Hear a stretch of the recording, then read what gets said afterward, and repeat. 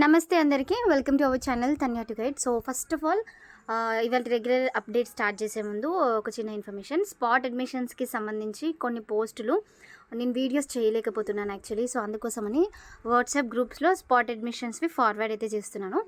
నాకు తెలిసినవి, నా సర్కిల్లోవి, ఎవరైనా టీచర్స్ పెట్టినవి, అవి నాకు తెలిసినవన్నీ కూడా పోస్ట్ చేస్తున్నాను. ఇంట్రెస్ట్ ఉన్న వాళ్ళు డిస్క్రిప్షన్లో లింక్ ప్రొవైడ్ చేస్తాను, జాయిన్ అవ్వండి.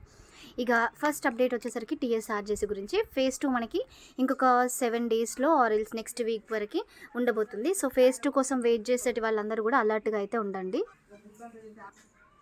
సో ఈ స్పాట్ అడ్మిషన్స్కి సంబంధించి జాయిన్ అవ్వండి. అండ్ నెక్స్ట్ టీఎస్ఆర్జేసీ గురించి అయితే ఫేజ్ 2 రిజల్ట్స్ మనకి వెబ్సైట్లోనే ఇస్తారు. బట్ సెలెక్టెడ్ స్టూడెంట్స్కి నేరుగా మెసేజెస్ వెళ్తాయి, లేదంటే కాల్స్ చేయడం జరుగుతుంది. అయితే కొంతమంది నన్ను కామన్గా కింద కమెంట్స్లో అడిగారు, అదేంటి 55 మార్క్స్ వచ్చిన వాళ్ళకి సీట్ వచ్చింది, మరి 70 మార్క్స్ అట్లా వచ్చిన వాళ్ళకి రాలేదు అనేసి.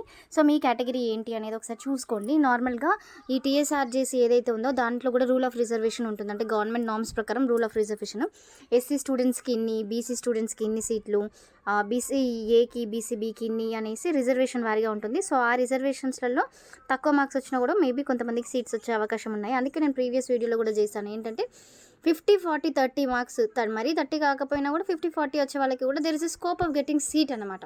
ఎప్పుడు అంటే ఈ ఫేజ్ 1లో మంచి మార్క్స్ వచ్చిన వాళ్ళు ఆల్రెడీ టాప్ కాలేజెస్లలో జాయిన్ అవ్వకపోవడము, వీటిని వదిలేయడము, ఇలా చేయడం వల్ల వాళ్ళకి వెళ్ళిపోతుంది.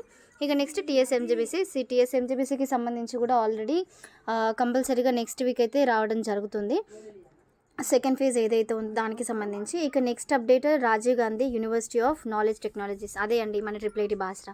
సో ట్రిపుల్ బాసరాకి సంబంధించి 6 ఇయర్ ఇంటిగ్రేటెడ్ ప్రోగ్రామ్కి సంబంధించిన నోటిఫికేషన్ కూడా రిలీజ్ అయితే అయ్యింది. మీరు అప్లికేషన్స్ చేసుకోవడానికి June 1 నుండి అప్లికేషన్ చేసుకోవచ్చు. లాస్ట్ డేట్ వచ్చేసరికి June 22.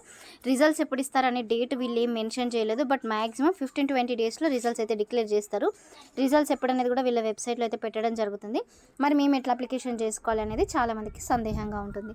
మీరు అప్లికేషన్ చేసుకోవడానికి మీ దగ్గర ల్యాప్టాప్ ఏదైనా ఉంటే మీరు డైరెక్ట్ చేసుకోవచ్చు, మొబైల్లో కూడా అప్లికేషన్ చేసుకోవచ్చు, లేదంటే మీరు మీ గ్రామంలో ఉండే మీ సేవకి వెళ్ళి అప్లికేషన్స్ అయితే చేసుకోవాలి. నెక్స్ట్ ఒక ఇంపార్టెంట్ థింగ్, నార్మల్గా గురుకులంలో చదువుకున్నాను నేను, నాకు గ్రేస్ పాయింట్స్ అంటే గ్రేడ్స్కి 0.4 యాడ్ అవుతుందా అని అడుగుతారు. మీకు యాడ్ అవ్వదండి, ఓన్లీ గవర్నమెంట్ అంటే జెడ్పీహెచ్ఎస్లో చదివిన వాళ్ళకి మాత్రమే ఇదైతే యాడ్ అవ్వడం జరుగుతుంది. సో ఇది అందరూ దృష్టిలో పెట్టుకోండి. అట్లానే ఓన్లీ నేను జెడ్పీహెచ్ఎస్లోనే చదువుతా అప్లికేషన్ చేసుకుంటా అంటే కుదరదు. మేబీ మీ డిస్ట్రిక్ట్లో తక్కువ వచ్చినా కూడా సీట్ వచ్చే అవకాశం. సో జెడ్పీహెచ్ఎస్లో చదువుకున్న వాళ్ళే కాకుండా ప్రైవేట్ స్కూల్లో చదువుకున్న వాళ్ళు కూడా అప్లికేషన్స్ అయితే చేసుకోవచ్చు. మేబీ మీరు ప్రైవేట్లో చదువుకొని మీకు 9.8, 10/10 వచ్చిన వాళ్ళకి ఎక్కువ స్కోప్ అయితే ఉంటుంది. బట్ 9.5 అబోవ్ ఉన్న వాళ్ళందరూ కూడా అప్లికేషన్ చేసుకోండి. ఈవెన్ 7.08 అట్లా వచ్చిన వాళ్ళు కూడా చేసుకోండి. జిల్లాల వారీగా సెలెక్ట్ చేస్తారు కాబట్టి కొంచెం స్కోప్ ఎక్కువగా అయితే ఉంటుంది. ఇట్లాంటి మరిన్ని అప్డేట్స్ కోసం మా ఛానల్ని తప్పకుండా చూడండి. మీకు ఇన్ఫర్మేటివ్ అనిపిస్తే తప్పకుండా అందరికీ షేర్ చేయండి.